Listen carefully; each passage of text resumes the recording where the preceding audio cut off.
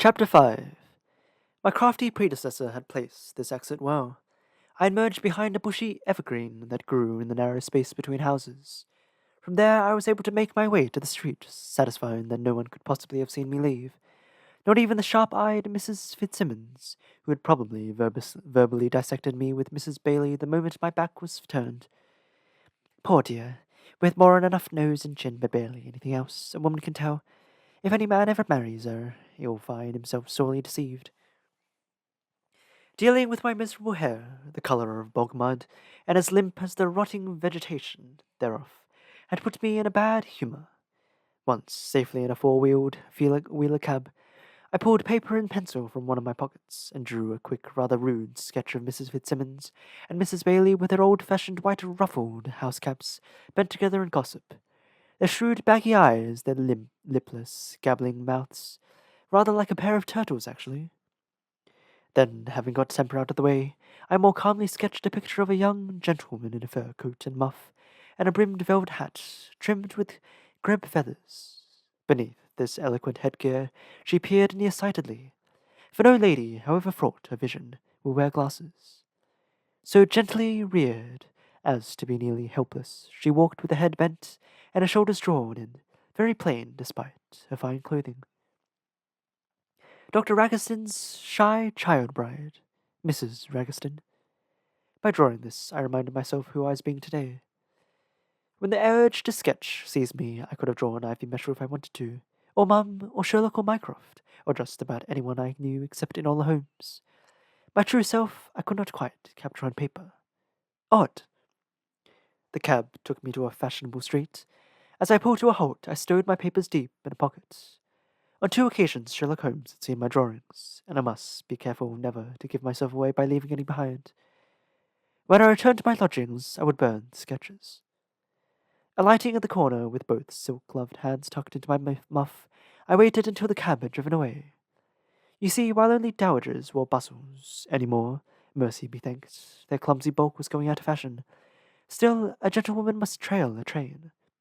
The hem of my long cloak and back of my even longer skirt dragged along the icy cobbles, indicating the social class of one who rode in carriages. So I stood where I was until the cab had departed. Dr. Ragston, I knew, really ought to keep his own little Braham and pair, but there were limits, however generous, to the funds Mum had provided me. Fortunately, I seldom needed to be Mrs. Ragston. Very fortunately, I wore my own unaltered face for this purpose. Ivy Meshel could hide behind rogue, fair-hued hair additions and cheap baubles, but no lady could do so. As I stood on the corner, two top-hatted gentlemen strode past me with glares of disapproval. My wife stays at home where she belongs. None of this peripatetic nonsense, grumbled one to his companion. That young lady will bring trouble to herself, wandering about alone.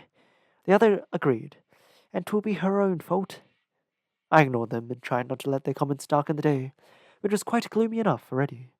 Although the clocks had just struck 1 in the afternoon, a lamplighter climbed his ladder, for with the London sky thick with smoke, fog, and soot, it might as well have been evening.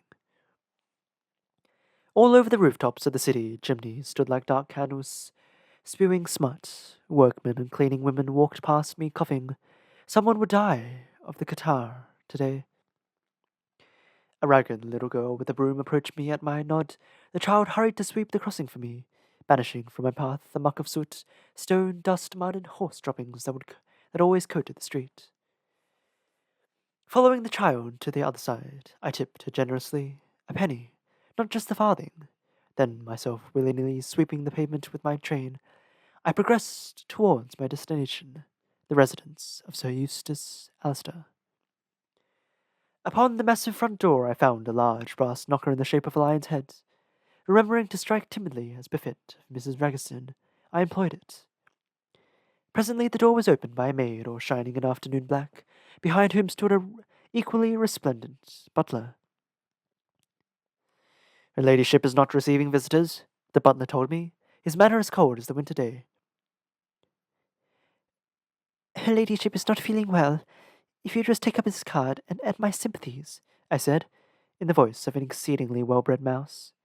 Balefully he fetched his silver tray, upon which I laid the card of Dr. Leslie T. Ragiston's scientific purgatorian, on which I had penned Mrs. "I sent the carriage away," I murmured. "One must be discreet." This to explain the absence of a footman or any other accompanying servant. Stepping inside, for they could hardly leave such a well-dressed lady freezing upon the doorstep, I added, "I would just warm myself by the fire." The maid was good enough to take my cloak and muff. Not my hat. A lady's hat and hair, once arranged, remained inseparable. Hatted and gloved indoors, I could not have looked more absurdly upper class. Still loitering in the rather grand parlour, I had no idea whether Lady Theodora, that was the wife's name, Theodora, I looked up Alistair Sir Eustace, Baronet, in Dr. Ragston's copy of Boyle's to find the address. As I say, I did not know whether the lady would condescend to see me. She might find my unexpected arrival a straw worth grasping at. On the other hand, depending on whether pride outweighed desperation, she might consider such presumption to be the last straw. Trying to imagine the dialogue taking place upstairs, I could only hope the lady understood what purgatorian meant, and that the butler had been sufficiently impressed by my apparel and demeanour. Ahem. The butler reappeared at the parlour door, and while he looked as disapproving as ever, he told me, "Lady Theodore is not dressed to receive you in the morning room, but she wonders whether you would care to step into her boudoir for a few moments." Ah, just as I had hoped, although I must now proceed with the greatest delicacy. Following the butler upstairs, I heard youthful voices issuing from a nursery on the floor above, where a nanny or perhaps a governess attempted to civilize the Alastair children. The Honourable Lady Cecilia, according to Boyles, had no less than 7 brothers and sisters. Such being the case, it is amazing how youthful in appearance Lady Theodora turned out to be, or perhaps such was the effort of her grief, plus her perfectly lovely lacy tea-frock. A recent fad, instigated by the artwork of Kate Greenaway, tea-frocks allowed one to go without a corset, when receiving female-only visitors in one's personal rooms. In the high-waisted, comfortable, very pretty garment, Lady Theodora appeared charming and almost childlike, whereas I would have looked a proper stork in one. She did not immediately turn to me as I stepped in at the door. With maids and fluttering attendants fussing with the long curls of auburn hair, she remained upon a dainty chair facing her dressing table, powdering her tear-stained face so that I saw her first in the mirror. Our eyes met in a glass, darkly, as it were. Remembering to be bashful, I glanced away. I am sure she took a good long look at me while I stood gazing up and down, around like a tourist in a European cathedral.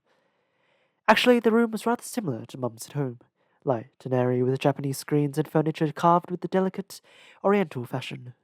Not so grand, but I must seem awed. Timid, I remind myself mentally. Married young, naive, and terribly plain. No threat to anyone.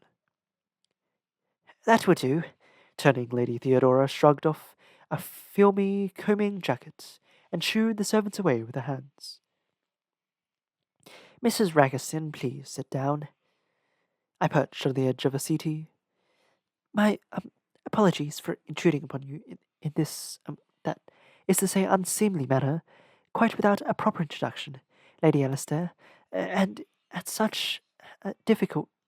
I allowed my barely audible murmurings to trail away into a pretense of confusion, because I, a stranger, was not supposed to know that this was difficult time for her, although she knew perfectly well that I did know. Why else would I be there? She spared me further pretense. "Your husband sent you, Mrs. Ragiston?" I lifted my lowered eyes to Lady Theodora's pretty face. No, beautiful. This was a beautiful woman, somewhat square of jaw and full of mouth, but with brilliant eyes, her expression remarkably cultured and sensitive. A society lady who was not usually so direct, I imagined. Much more the type to play the game of social dissembling to its fullest, dealing in hints and imitations and coyness. Only extremity would drive her to be so blunt. Yes, I faltered. Dr. Ragiston felt that it would be indelicate for him to venture here himself, you know." Once more the stumbling halt, allowing her the choice whether to speak of that which the whole world knew but was not supposed to know. Lady Theodora stiffened for only a moment before she nodded. I have often noticed how a proud and beautiful woman will find a friend in one who is plain quiet and humble. Yes, she said in a low voice. My daughter, Lady Cecily, seems to have. That is, I, or rather we, her parents, don't know where she is. Am I correct to understand that your husband finds persons who have gone missing? Yes, quite so. He is offering his services, if you wish, but with no expectation of reward, my lady. Indeed. She did not believe this. She thought it more likely that Dr. Ragoston was opportunistic and a sham, but at the same time, she said it. I am desperate, Mrs. Ragoston. Watching my face, she spoke with deliberate control, but I could see her trembling. There has been no news of my daughter. None. For a week, and the authorities seem utterly ineffectual. Surely your husband can do no worse. No doubt I am being a fool, for I am under orders to summon no one to my own, but I can hardly be blamed if you have come to me. I cannot help feeling that a providential God may have sent you here, however self-serving.